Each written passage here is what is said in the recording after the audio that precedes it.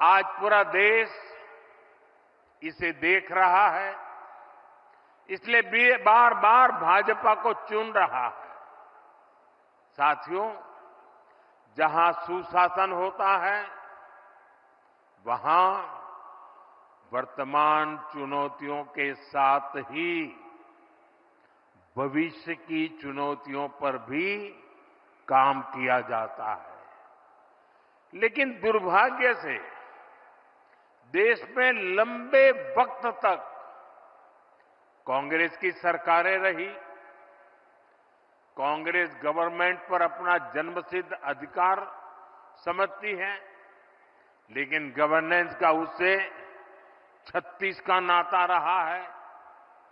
जहां कांग्रेस, वहां गवर्नेंस हो ही नहीं सकती।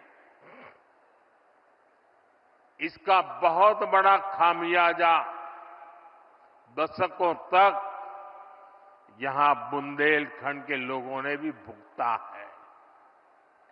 पीढ़ी दर पीढ़ी यहां के किसानों, यहां की माताओं बहनों ने बूंद बूंद पानी के लिए संघर्ष किया।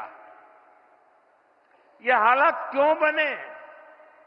क्योंकि कांग्रेस ने कभी जल संकट के स्थायी समाधान के बारे में सोचा ही नहीं। साथियों, भारत के लिए नदी जल का महत्व क्या है, इसको समझने वाले पहले लोगों में, और आपको भी जब बताऊं तो आश्चर्य होगा, यहां किसी को भी पूछ लीजिए, हिंदुस्तान में किसी को पूछ लीजिए कि देश आजाद होने के बाद सबसे पहले जल शक्ति, पानी का सामर्थ्य, पानी के लिए दूरंदर्शी आयोजन, इसके विषय में किसने सोचा था, किसने काम किया था? यहां मेरे पत्रकार बंधु भी जवाब नहीं दे पाएंगे। क्यों? जो सच्चाई है उसको दबा के रखा गया, उसे छिपा करके रखा गया, और एक ही व्यक्ति को क्रेडिट देने के नशे में सच्चे सेवक को भुला दिया गया। और आज मैं बताता हूं, देश आजाद होने के बाद भारत की जल शक्ति, भारत के जल संसाधन, भारत में पानी के लिए बांधों की रचना, इन सब की दूरदृष्टि किसी एक महापुरुष को क्रेडिट जाती है, तो उस महापुरुष का नाम है बाबा साहब। सुशासन के लिए अच्छी योजनाओं के साथ ही उन्हें अच्छी तरह लागू करना भी जरूरी है।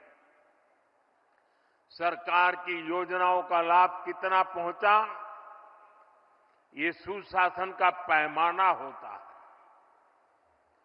अतीत में कांग्रेस सरकारें घोषणाएं करने में माहिर हुआ करती थी। घोषणाएं करना, फीता काटना, दिया जलाना, अखबार में तस्वीर छपवा देना, उनका काम वहीं पूरा हो जाता था, और उसका फायदा कभी भी लोगों को नहीं मिल पाता था। प्रधानमंत्री बनने के बाद मैं प्रगति के कार्यक्रम का एनालिसिस में पुराने प्रोजेक्ट देखता हूं, मैं तो हैरान हूं। 35, 40 साल पहले जिसके शिलान्यास हुए, बाद में वहां 1 इंच भी काम नहीं हुआ। कांग्रेस की सरकारों की ना तो नीयत थी और ना ही उनमें योजनाओं को लागू करने की गंभीरता थी। आज हम पीएम किसान सम्मान निधि जैसे योजना का लाभ देख रहे हैं, मध्य प्रदेश के किसानों को किसान सम्मान निधि के 12,000 रुपया मिल रहे हैं। ये भी तभी संभव हुआ जब जन धन बैंक खाते खुले। यहां एमपी में ही लाडली बहना योजना है। अगर हम बहनों के बैंक खाते न खुलवाते, उनको आधार और मोबाइल से ना जोड़ते, तो क्या ये योजना लागू हो पाती? सस्ते राशन की योजना तो पहले से भी चलती थी।